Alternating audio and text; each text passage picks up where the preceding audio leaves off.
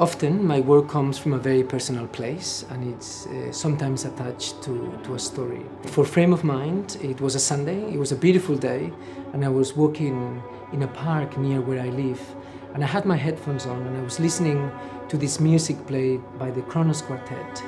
And it was a composition by an American musician called Bryce Desna, who is also a member of a band that I really like called The National. And I found myself taking this really intense emotional journey with this piece of music because of different things that were going on in my life. So suddenly I started thinking about how a moment, one incident, can change things forever in the blink of an eye.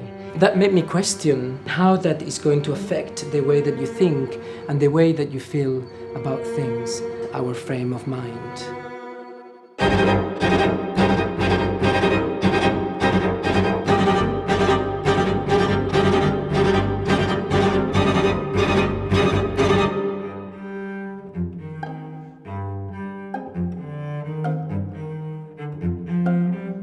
My emotional journey that day, as I was listening to this very powerful piece of music, was one of fear and separation, of love and longing. It was a journey of feeling alone despite being surrounded by people.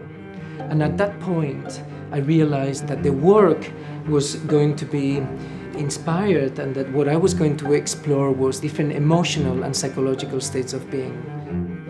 When I think of Frame of Mind, I think of a way of describing a momentary focus, the way that we see and that we feel about something. But of course, this work wasn't going to be just about me and about my frame of mind and my emotions. After all, I work with dancers, with human beings, not with paint. And I knew that the experience of making this work with the dancers would make it more universal. The first day that we started working in the studio, I asked all the dancers to think about their frame of mind that year, almost like creating a map of their emotional journey of 2014. Some of that movement that was created became the foundations for the work. Some of it was translated and became choreography. Some of it was just part of the process.